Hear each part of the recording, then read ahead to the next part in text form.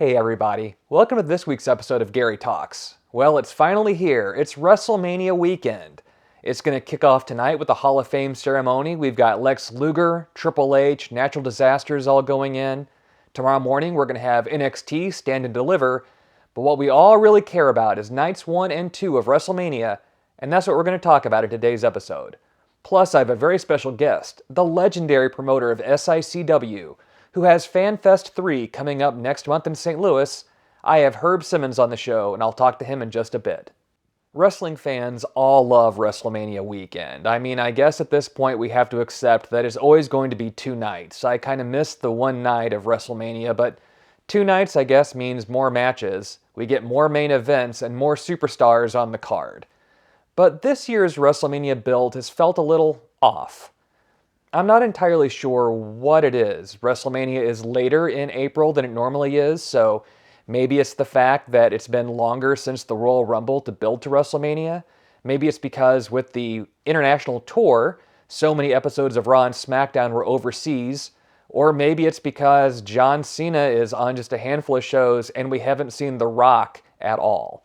But for whatever reason, this year's WrestleMania doesn't feel quite as exciting as, say, last year's or the years before, but that doesn't mean that it's not going to be an awesome weekend.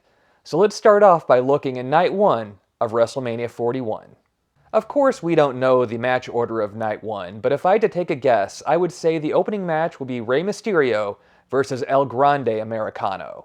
This has been a really fun build, as Chad Gable, wink, isn't able to be at WrestleMania this year, but El Grande Americano, probably the greatest luchador of all time, takes on Rey Mysterio, a legend in his own right.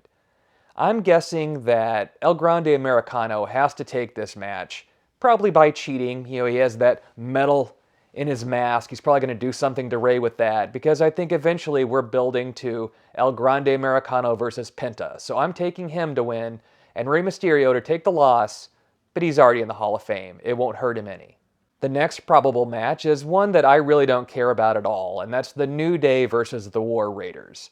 I've never really dug the War Raiders, no matter what their name is. They feel like a throwback to the 80s, and not in the best way. They're just a couple Viking guys, and I don't care about them. I hope the belts come off of them. I'm really surprised at how the New Day have cooled off after turning heel. It seemed like when they initially turned, they were the tag team we talked about and hated. So unless this is all building to Big E making a return, this just feels like wasted potential. It was something for the New Day to do, but now I'm just sort of bored by all of it. That being said, the New Day have to win the belts here, or it seems like this completely was a waste of time. Next up, we have a bout for the United States Championship. LA Knight, yeah, versus Jacob Fatu. And I think that Jacob Fatu has to win this. We're building him as a monster heel. He's the guy that's going to eventually go all the way to the top. He has to fight Roman. So I think he has to beat LA Knight here and beat him fairly easily. I like LA Knight, but I also feel like after he's won the championship, he's just kind of stuck. I'm not sure what they need to do with him, but I think getting the belt off of him will be the first thing, and Jacob Fatu is moving on to bigger and better things once he's champion. Of all the women's matches over both nights of WrestleMania, the one I'm actually looking forward to the most is Jade Cargill versus Naomi. This has been built for a long time after Jade's injury, and we all kind of felt that maybe Naomi was the bad guy in this whole thing. How is Bianca Belair going to fit in? She has a championship match on Sunday night where it feels like she's kind of the bad guy in the whole situation. Will she show up, turn heel fully, and help Naomi beat Jade Cargill? I'm not sure, but I think this could be a really fun match, and it could go either way. Then you've got the women's championship match between Royal Rumble winner Charlotte Flair and Tiffany Stratton. Wow. I really did think it was a mistake for Charlotte to win the Royal Rumble. No one really likes her. No one cares about her. We're bored with her. She wins a big match, wins a championship, goes away for half a year, comes back, looks different each time, and we're bored of her. So for her to win the Royal Rumble already felt like a mistake. Then the feud with Tiffany Stratton, who Tiffany seemed like people were starting to really get behind her. It was Tiffy time. It's made her look bad. It's made Charlotte look bad. No one just really cares. And yeah, they had their shoot interview where they were both saying unscripted things, which I'm guessing were scripted. It was a way to get people talking, and it did get them talking, but Unless this match just turns into a legit shoot fight, I don't think anyone cares. I'm sure Charlotte's going to win. You know, hooray. Then, speaking of Royal Rumble winners, we've got Jey Uso challenging Gunther for the belt. And, you know, when Jey won the Royal Rumble, I thought it was cool. It was unexpected. He seemed really hot. The audiences loved him. Everyone liked to yeet. But now it really feels like that's all he's got going for him. The audience reaction hasn't been as strong, and he just doesn't feel in the same category as Gunther at all. Because, let's be honest, he's not. That being said, if Jey doesn't win the belt here, what do they do with him? I mean, he just moves back to the mid-card, goes back to a tag team with his brother. Had this match closed night one of WrestleMania and been the main event, I would have thought that Jey had to win. But at this point, it could go either way. I'm saying that Gunther retains the championship. And now for the main event of night one. You've got Seth Rollins versus Roman Reigns versus CM Punk with Paul Heyman in his corner. I do think that the main event being the last match of WrestleMania is funny that that's only the case when it's about CM Punk. Most of the time, if you're in a big match of WrestleMania, they say, oh, you main evented WrestleMania. They've called Undertaker versus Shawn Michaels the main event of WrestleMania, even though it didn't close the show. So CM Punk fighting Undertaker was probably a main event of that WrestleMania if you go back and watch it. But now, because the story is he's never main evented before, suddenly only the final match is the main event. With that being said, who's going to win this one? I mean, it's hard to bet against Roman Reigns at WrestleMania. He is our tribal chief, but he doesn't have a wise man in his corner. It feels like CM Punk really needs to win after such a big deal has been made about this, but then what about Seth Rollins? He's kind of felt like an afterthought in this whole triple threat match, but I feel like he probably has the best chance of winning. Could Paul Heyman turn on both CM Punk and Roman Reigns and join up with Seth Rollins? I think there's a fair chance that'll happen. If Seth does turn heel and win, though, he needs to get rid of his theme song. It feels weird that basically he's been playing the bad guy in this feud the whole time, but he comes out to the song that everyone dances to and sings to, and he acts like he's a good guy when he's really not. So I think he needs to ditch the crazy outfits, change his character up, and somehow just become a legit bad guy with Paul Heyman in his corner. So that's going to be my guess. Seth Rollins wins the triple threat, and Roman Reigns maybe gets involved in night 2 of WrestleMania, but we'll get to that in just a little bit. Before we get to night 2, though, here's my interview with the promoter of SICW Wrestling, Herb Simmons. We are now joined by a St. Louis wrestling legend. He is the promoter of SICW Wrestling, Herb Simmons. Thank you so much for being on Gary Talks. Well, Gary, it's my pleasure. Anytime that I can talk wrestling about St. Louis, I always make plans to do that. Besides SICW, which puts on a weekly TV show, you have FanFest 3 coming up in May at the St. Louis Airport Hilton. You're going to have all sorts of legends there, like Brutus the Barber Beefcake, Greg the Hammer Valentine. My personal favorite wrestler when I was a little kid is going to be there, Kevin Von Erich. So tell us all a little bit about FanFest 3. Well, FanFest was a brainchild that we came up with because they had these FanFest and they've got all kinds of different names for them all over the country. But they've never had one in St. Louis except for we did one. Larry Matysek and I was part of one back in 2012 at St. Charles Convention Center. Nothing like what we've done. That one, then we had 22 legends in, but they didn't have wrestling attached to it in the Hall of Fame. It was just a meet and greet for a weekend, way outpriced, kept people away. So a couple of years ago, my senior referee, Nick Rednire, and I came up with the idea of, hey, they have these things all over. Why don't we try one in St. Louis? And I said, well, okay, let's try it. And so we did it at the Aviator Hotel in South St. Louis. And, it went well. The last year, I had 60 legends come in. The first year I think we ended up with right about 35, maybe between 35 and 40. Last year we had 60 legends in, which was a logistical nightmare because Not everybody flies in on the same airplane. So 60 trips from the airport to South St. Louis, and then on Sunday morning, 60 different trips back. So I say, well, if we're going to do a Fan Fest 3, we got to come up with some place a little bit closer to the airport. Well, lo and behold, we were able to strike up a deal with the Hilton at the St. Louis airport, right across the interstate. So, and they offer a shuttle every 15 minutes. That will make it so much easier for sure. Now, you also have a very special event happening on Friday night, May 16th, right? With Bill Apter? Bill is coming back in. Last year, he did his one-man show, which was hilarious. I mean, he can imitate almost every wrestler that ever put on a pair of boots. And this year, we're doing that Friday night on May 16th. He's going to host a question and answer session with some of the legends that will be coming in that Friday morning and afternoon. And they'll be selling some of their photos and items and stuff that they bring also. But then on Saturday, the Fan Fest actually starts at around 10 a.m. If I'm there at 9 and there's a line of people out there and we got things set up inside, I'm letting the fans in because I want them inside enjoying it. But that will run until about 5 o'clock. Several years ago, Larry and I and Nick started the St. Louis Wrestling Hall of Fame. And this year we've got, I think, 5 members of the class of 2025. Greg Valentine is one of them, and he will be there to be inducted. We're inducting the late Ivan Koloff, and of course, Nikita Koloff is coming in. He will be there to accept the award on behalf of Ivan. Crusher Blackwell is being inducted. We've been in touch with his family, his stepson. And then Ox Baker's daughter is coming in.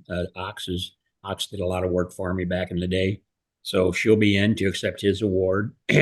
And so that will start about 5 o'clock, and then after that is over, at 7 o'clock, then we do the Bruiser Brody wrestling card, which consists of a full SICW wrestling card, a lot of surprises, and then it's rounded out with the Bruiser Brody Battle Royal. And each year, the widow of Bruiser Brody, Barbara Goodish, comes in. A dear friend of mine. We stay in contact every week. And she will present the winner of that Battle Royal, the big, beautiful trophy cup that they get to sport around for the next year until they have to be independent the following year if there's a Fan Fest 4. But if not, we'll do that at one of our shows. I'm not locking in a Fan Fest 4, I can tell you. So Right. Get through Fan Fest 3 first, and then got to do that. But we got the Rock and Roll Express is on the card to come in. Great guys. Buck Stuff Bagwell will be there. Just this week, I announced Bill Alfonso. I don't know if you remember Bill from the 18 days. He's the referee that refereed the match between Bruiser Brody and Lex Luger in the cage match. And that legendary match. legendary match. And not too many people know the whole story about that. But Fonzie, great guy. And so he's coming in. Shane Douglas is joining us. The franchise. The franchise is going to be there. So, yeah, it's going to be a who's who. I've had people say, man, are we going to have 60 more? No, I don't think we're going to have 60 legends this year. But, we're going to have, like just before we went on, I had a young lady call and wanting to bring in a couple of more legends. And hopefully if we can get that, then we will. But it's really, I think it puts St. Louis even more on the map as far as professional wrestling, because where can you go? And it's very economical. There's, if you go to SICW.org, the packages are on there. For around $100, you can get the whole deal. It's unheard of. And I've actually had fans call me. Right now, I think we've got 20 some states that are represented that's made their reservations. Last year, we had about 40 that came from everywhere. Canada, Texas, Louisiana. So I think it just puts a spotlight on St. Louis, the Midwest, uh, of us being able to, hey, if they can have these in the Carolinas and they can have them in California, well, SICW is going to show them we can do it right here in St. Louis. I mean, there are great names here. It's some of the best wrestlers of all time. How do you get some of these wrestling legends to be part of the show? Guys like Abdullah the Butcher, good friends of mine, and some promoters have trouble with a guy like that. I can call him up right now, and I mean, and if I need him, he's coming in. Even with the health issues he has, he'll make arrangements, or he'll tell me I can't make it right now, but next time I will. And he was at FanFest last year, and he's coming back this year. That is a guy that legitimately scared me to death as a kid. I mean, when I saw him come out, he'd have his fork. I was scared to death. And then now you see him in interviews like on Dark Side of the Ring, and he is nothing like that character. Well, and you'll find most of these guys are that way. Um, I keep talking about Bruiser Brody because he was probably uh, my best friend in the business. He was with us the weekend before the terrible incident took place back in 1988. Weekend before he was with us, and then 7 days later, he got murdered, and Yeah. terrible, terrible thing. Worst day of the in the business. I mean, to this day, when a bunch of us are together, we talk about it. And but he in the ring, he was all business. I mean, outside the ring, but he was had a degree in journalism. Really took care of his money. So he was another one that taught me a lot of life lessons about how to treat people, how to watch out for people. He's the one that taught me how to negotiate with Abdullah the Butcher. Because, like I told you, other promoters would have trouble, but he gave me the inside scoop on how to take care of Abby, and it worked. And so, and to this day, Abby and I still have a good relationship. Well, everyone can have a chance to meet Abdullah the Butcher, Greg the Hammer Valentine, so many of these great legends that we grew up with at FanFest 3 at the St. Louis Airport Hilton Hotel, May 16th and 17th. I can't wait for it. Thank you so much for being on Gary Talks. Very good. Thank you. And once again, I really appreciate it. Thank you. I think FanFest is going to be awesome. They're announcing more names. I just saw Matt Riddle is going to be there. Bro, the Boogeyman is going to be there. So many great ones.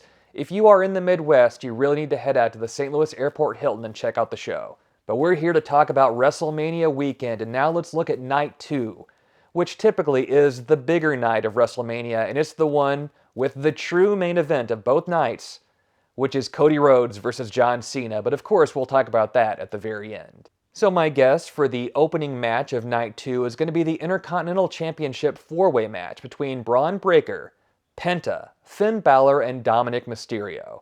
I think quite a few things are going to happen here, and I think this could be the match that steals the show.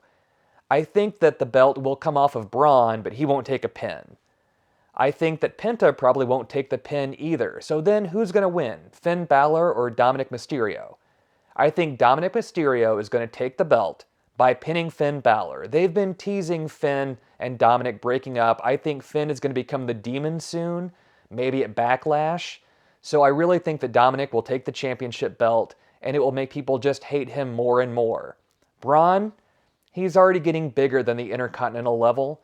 I'm thinking that Braun will challenge Gunther very soon, and that will be an amazing match. And Penta, he has El Grande Americano in his future, so I really think that Dominic is going to be the one to take the belt in this match. The next match will have Dom's lady, Liv Morgan, teaming with Raquel Rodriguez to fight Bayley and Lyra Valkyria. I don't care about this match. I honestly don't. I'm not even going to guess who wins. This is 100% my bathroom break match. This is my wife makes the best nachos in the world. This is when I get up to get a second helping of nachos. I don't care. I'm not even going to pretend to care. Who cares? We were going to have Randy Orton versus Kevin Owens, and I have to say that when Kevin Owens announced he had to have neck surgery, I thought, no way, this is all part of the angle. He's lying, but apparently he's not. Kevin is going to be out for at least a year, might not even make WrestleMania next year. But the Viper Randy Orton has to fight someone, and who's it going to be? We don't know yet. There are all sorts of rumors. Could it be the returning Aleister Black? Could it be Sheamus? Could it be Solo Sikoa? I'm not sure, and I'm doing this show before SmackDown, so there's always a chance it'll be revealed, but regardless, I think Randy Orton is going to win. Next up is going to be a hard-hitting match between Drew McIntyre and Damian Priest. I do have to give it up for CM Punk. He said that when Drew McIntyre was wearing his eye patch, he looked like snake foreskin, which made me laugh, and it still makes me laugh now. Drew McIntyre just seems to lose all the time, and I know that all feeds into his character, but at some point Drew has to win these big matches. Every time he's been in a feud, he ends up losing. He lost to CM Punk. I think he has to beat Damian Priest here. Again, at the same time, Damian Priest is being pushed to bigger and better things, so it also feels like he needs to win. Maybe we're going to get a double DQ. Maybe something's going to happen with this match. It's hard to pick a winner. If I have to pick one, though, I'm going to say Drew McIntyre takes this one. Then you've got AJ Styles versus Logan Paul. I think this could also be the sleeper match that no one's really talking about. Yeah, AJ Styles is getting up in years, but he's still better than 90% of the other wrestlers out there, and Logan Paul is better than he has any right to be. There's an argument to be made that Logan Paul is the best wrestler on the roster, which is insane to think about. So while their story isn't anything to write home about, other than maybe Karrion Kross getting involved in this, I think it's going to be the most athletic match of the night. I think it's going to be amazing, and I think that Logan Paul takes the W.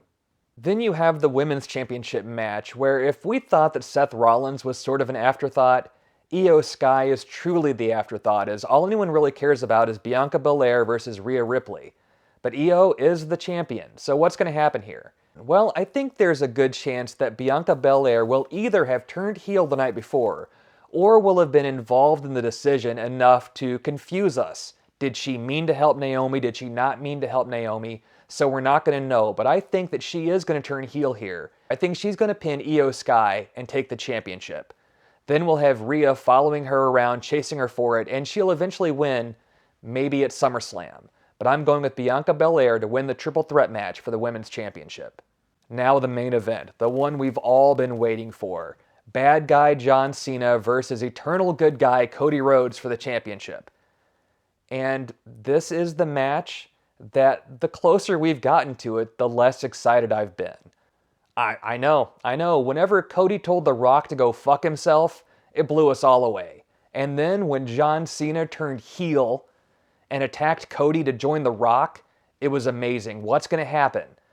But John's filming a movie, so he couldn't be on Raw and SmackDown every week. He could only be here and there overseas, and we never hear about The Rock. No one brings up The Rock. It felt like The Rock was the mastermind to all this, but then suddenly, no, it's that John Cena's mad at the fans because we didn't like the spinner belt 10 years ago, and we say John Cena sucks, except for the past few years, we've all been behind John Cena. Yeah, if this had happened 6, 7 years ago when we were all saying Cena sucks, I get it, but it didn't make sense. They've kind of changed it a bit now, where Cena's jealous of Cody, and he doesn't believe who Cody is, and that's all fine, but it is weird that John's not changing up his music, changing up his look, changing up anything. It makes this whole thing just feel strange. Now, what's going to happen at night 2 of WrestleMania? The Rock has to be there. I really think if The Rock, the final boss, doesn't show up, the audience is going to turn on this match and they're going to boo the outcome. I think Cena has to win. He has to win number 17 here, win it as a heel at WrestleMania in a huge match.